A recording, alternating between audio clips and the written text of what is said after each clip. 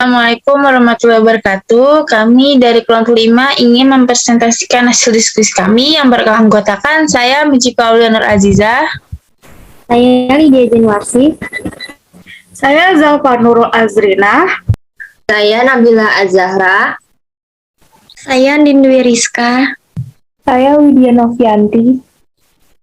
Saya Talita Rengganis. Saya Hayana Wulandari. Yang berjudul Solving Social Issue Through Industry Academia Collaboration, memecahkan masalah sosial melalui kolaborasi industri akademisi. Yang pertama, bagian 5.1, bagaimana masyarakat 5.0 mengubah kota.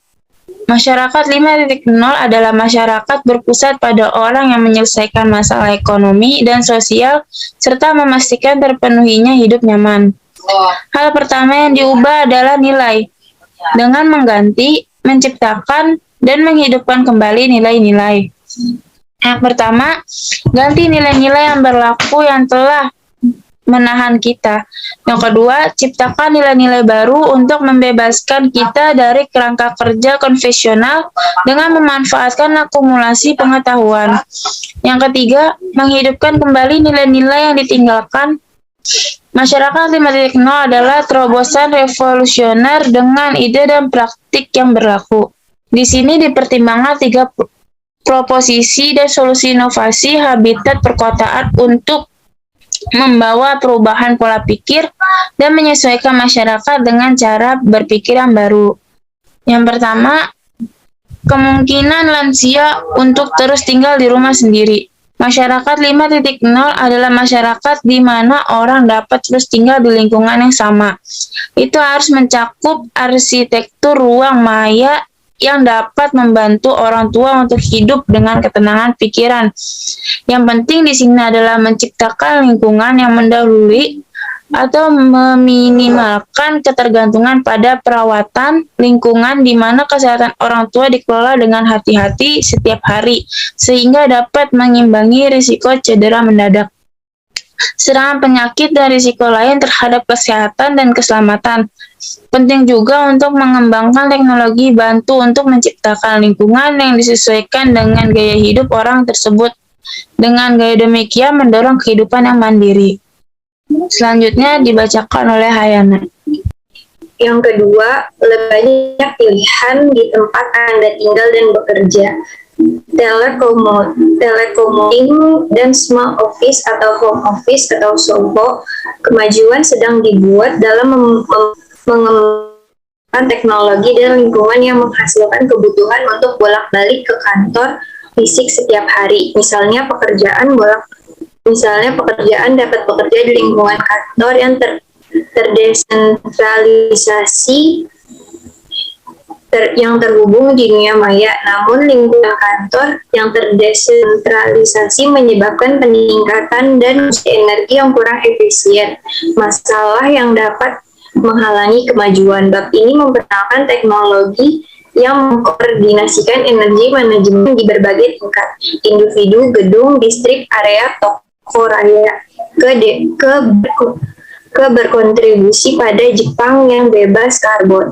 Teknologi ini akan membantu mengefektifkan perubahan dari model perkotaan tradisional yang menekankan efisiensi ekonomi menuju perkotaan model yang mendukung beragam pilihan gaya hidup, dan dengan demikian mendukung gaya kerja Jepang reformasi dan memungkinkan orang untuk menggunakan energi minimal tanpa mengorbankan kualitas hidup mereka.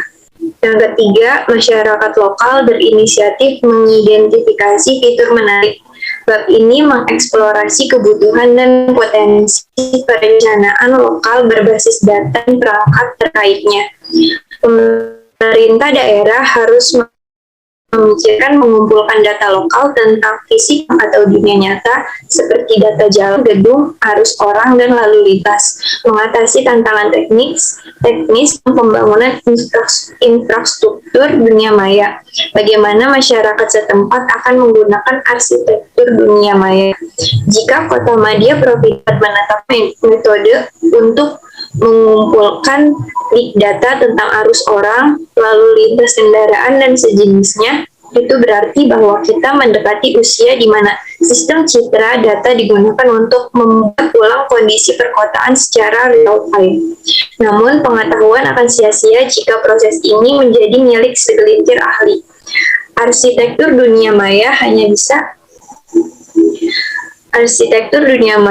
bisa menjalankan perannya dalam berkontribusi pada pembangunan masyarakat jika ada kesempatan bagi lembaga pemerintah atau publik, perusahaan swasta, dan penduduk untuk membicarakan masa depan visi masyarakat. Dengan cara ini, konvergensi antar dunia maya dan ruang fisik akan membantu menciptakan komunitas yang benar-benar dipimpin warga.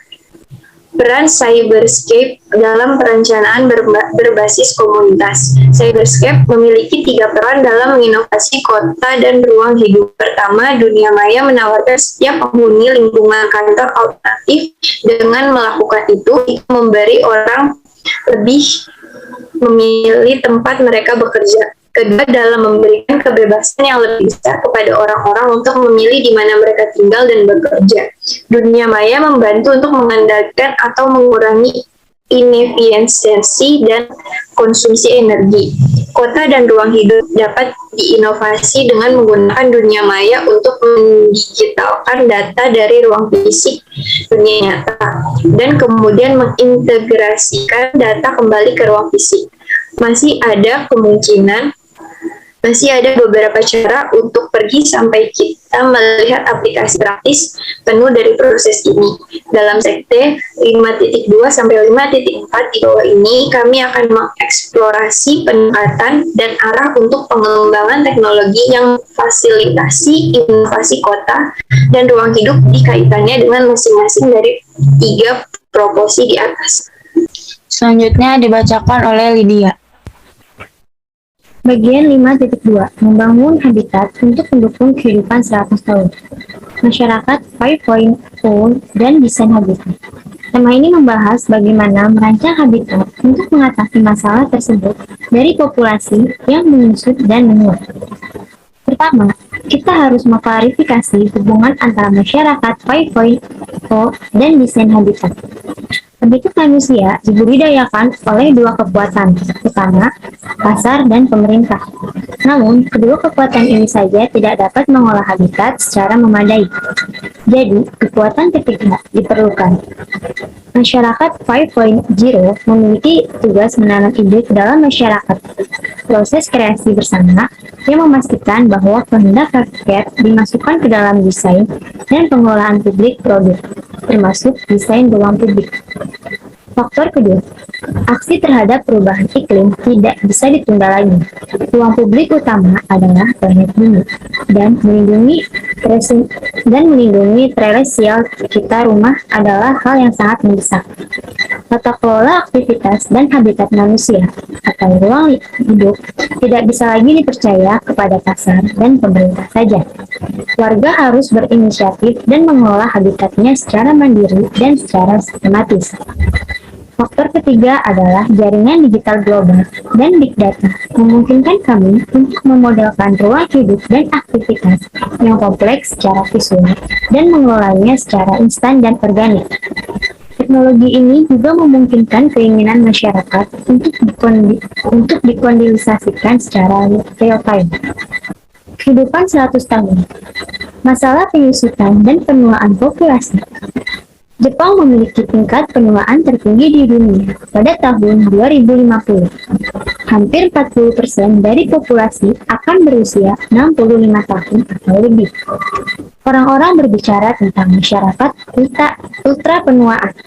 Sebuah masyarakat di mana orang tua mencapai lebih dari sepertiga populasi. Mengkhawatirkan, seperti ini suara.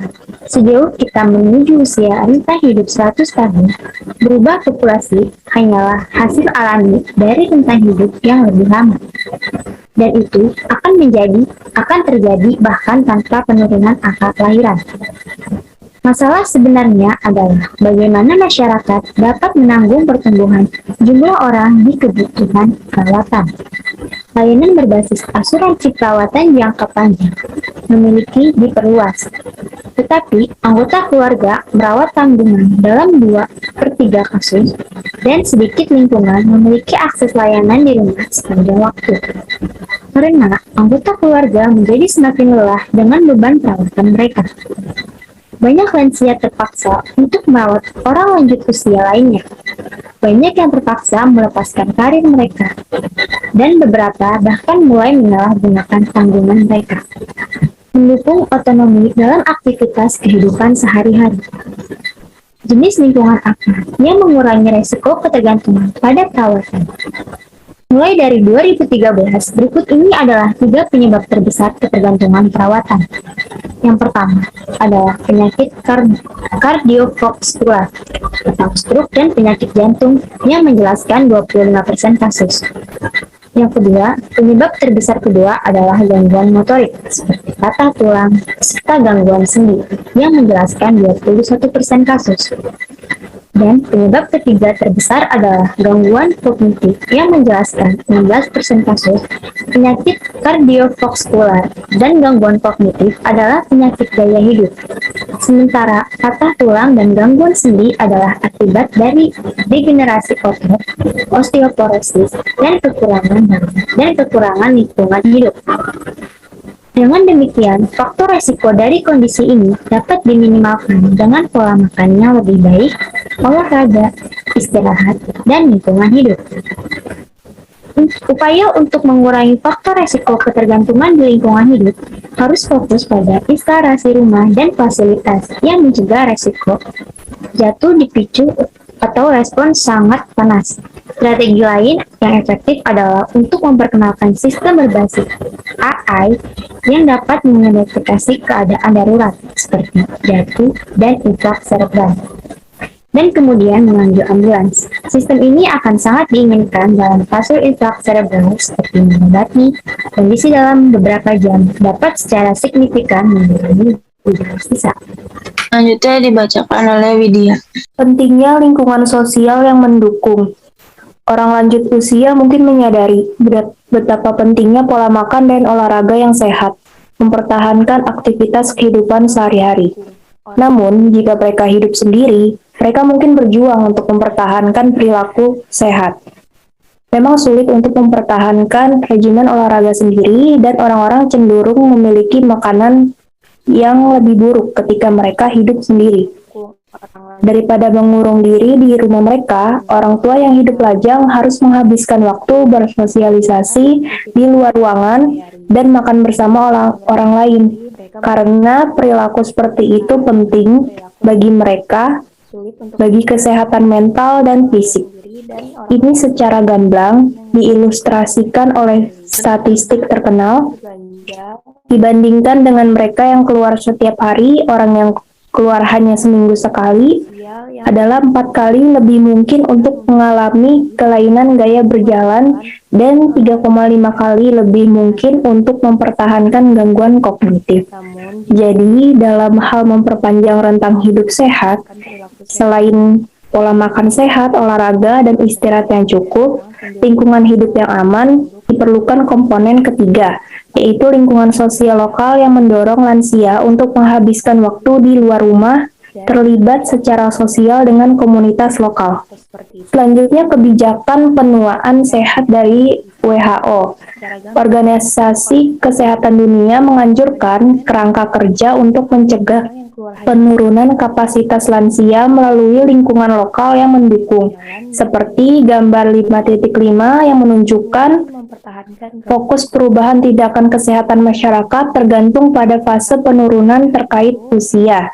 Di antaranya ada 3. Selama fase kapasitas tinggi dan stabil, fokusnya adalah mempromosikan peningkatan kapasitas perilaku.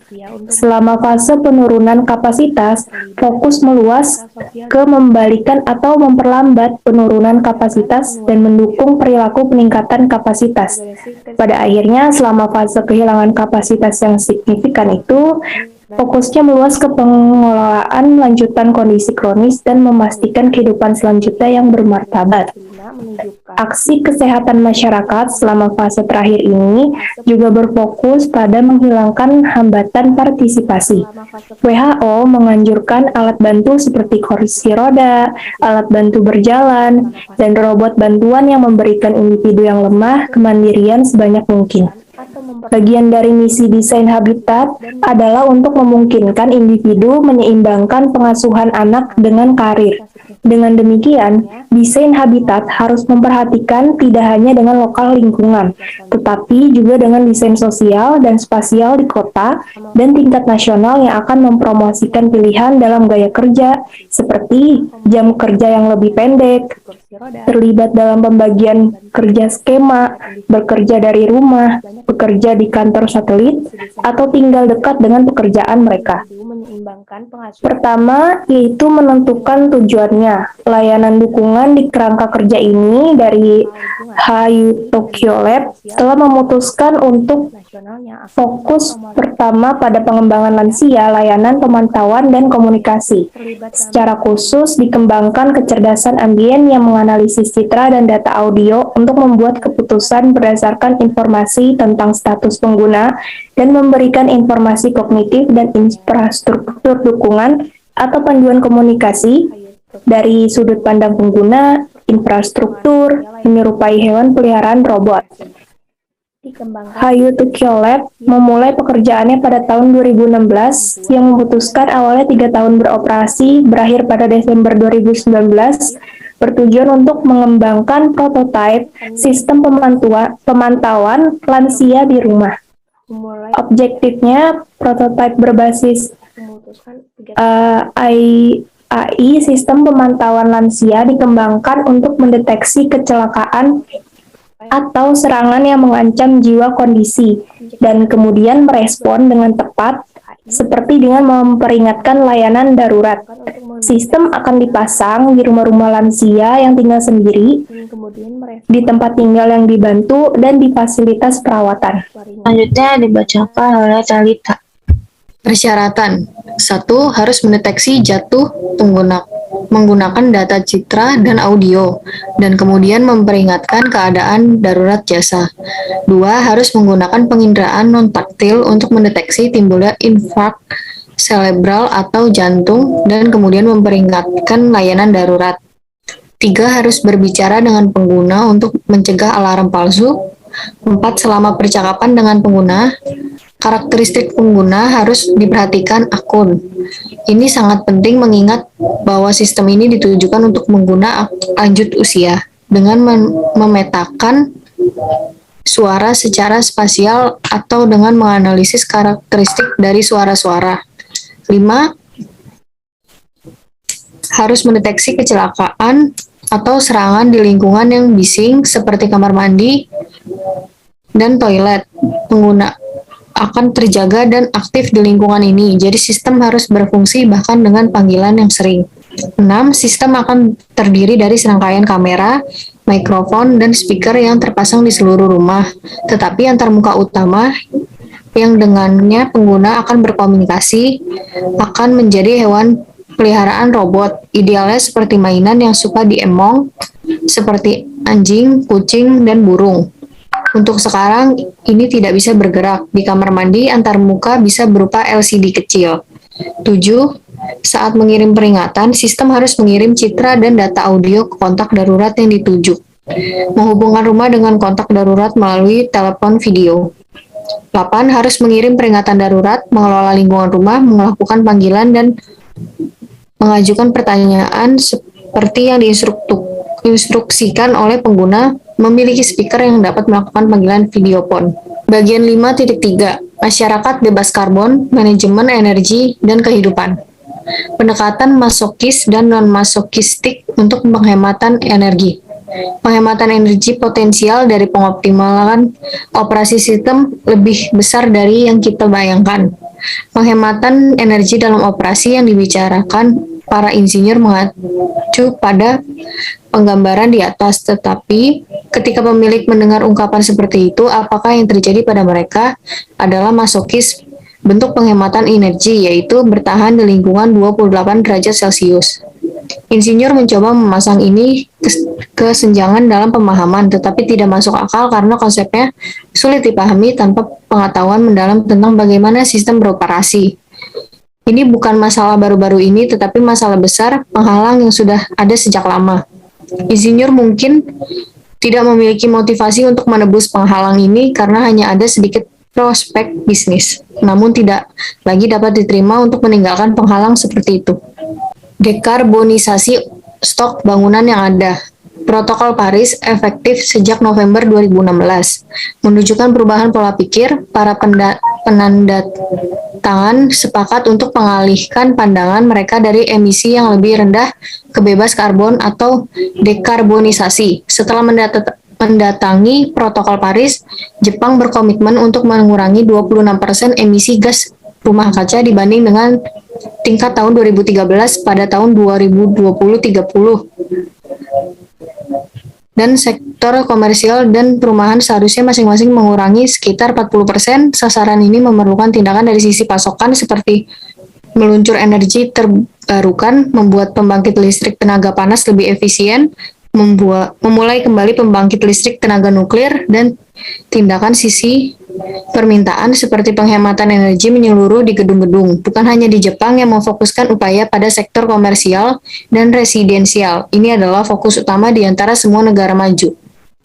Menurut statistik, stok bangunan dan laporan survei konstruksi bangunan dari Biro Kebijakan Kementerian Pertahanan, Infrastruktur, Transportasi, dan Pariwisata pada tahun 2015, ada total 1.836 juta meter persegi luas lantai bangunan non-perumahan yang ada, dan total dari 51 juta meter persegi luas dari gedung-gedung baru.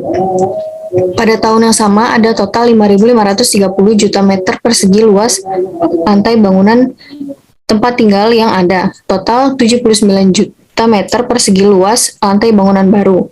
Dengan kata lain, luas lantai bangunan baru hanya 2,8% dari bangunan non-hunian existing dan 1,4% dari bangunan hunian existing. Ada sedikit prospek bahwa persentase ini akan meningkat di masa depan. Fakta-fakta ini dengan jelas menggambarkan pentingnya dekarbonisasi stok bangunan yang ada. Selanjutnya dibacakan oleh Andin.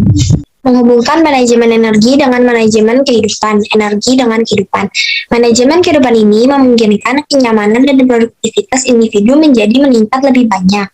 Produktivitas yang lebih besar akan menghasilkan keuntungan yang lebih tinggi dari pekerjaan yang terbatas dan sesuatu yang akan terbukti sangat menarik bagi penyewa. Personil kantor biaya dikatakan 100 kali biaya energinya. Nyaman dan produktif lingkungan kantor akan meningkatkan efektivitas biaya yang seharusnya menjadi daya tarik proposal kepada pemilik bangunan. Penting untuk mengukur kualitas hidup di lokasi spesial tertentu dan waktu. Dan pengendalian lingkungan harus diubah dari kebiasaan konvensional ruang bagi individu untuk membuat kondisi lingkungan tidak merata. Dengan demikian, penyatuan energi dan kerja pengelolaan kehidupan akan menghasilkan sinergi yang mengoptimalkan efisiensi energi dan kualitas hidup pekerja dan pada gilirannya menciptakan manfaat ekonomi. Pendekatan konvensional dan buruk untuk penghematan energi telah merusak kualitas hidup dan menghambat kegiatan ekonomi. Bagaimana bea cukai bisnis mempengaruhi penggunaan energi? Jika melihat-lihat ruang kuliah di kampus universitas, biasanya akan menemukan kamar dengan penghuni tunggal yang sedang sibuk belajar, memanfaatkan ruang pencahayaan yang terang, suasana ruangan kondusif untuk belajar terkonsentrasi. Jadi siswa bisa mendapatkan banyak pekerjaan yang dilakukan di sana. Jika tengah musim panas atau musim dingin, siswa pasti akan merasa lebih nyaman jika ruangannya ber-AC. Terlepas dari bagaimana perasaan siswa itu, jelas bahwa AC ruangan ini yang kosong tetapi untuk satu siswa itu bukanlah cara yang efisien untuk menggunakan energi. Namun siswa mungkin tidak peduli dengan fakta ini. Kurangnya kesadaran seperti itu bermasalah, dan banyak siswa yang telah menemukan bahwa mereka mendapatkan lebih banyak pekerjaan jika mereka belajar di kafe dengan laptop dibandingkan dengan belajar di rumah. Demikian juga semakin banyak pekerja kerah putih menjadi pengembara digital dan melakukan pekerjaan mereka di kafe. Pengembalian investasi ini menjanjikan ruang yang nyaman dan peningkatan produktivitas jauh mengimbangi harga kopi. Ini juga merupakan cara kerja yang hemat energi, karena AC adalah sedang dibagikan dengan orang lain apabila kafe itu menghasilkan uang, jadi ada manfaat ekonominya juga. Bisakah kita tidak menemukan cara untuk memberitahu mereka seberapa besar kontribusi mereka terhadap efisiensi energi? Belajar sendirian di kelas dan belajar di kafe adalah kebiasaan yang biasa dilakukan. Kedua, lingkungan kondusif untuk kenyamanan dan produktivitas. Dalam lingkungan ini tidak perlu melakukan usaha untuk belajar. Ada adalah minimal seseorang yang itu kebiasaan sebelumnya. Belajar sendirian menggunakan energi, sedangkan yang lahir di kafe hemat energi. Selanjutnya dibacakan oleh Zalfa. Dorongan.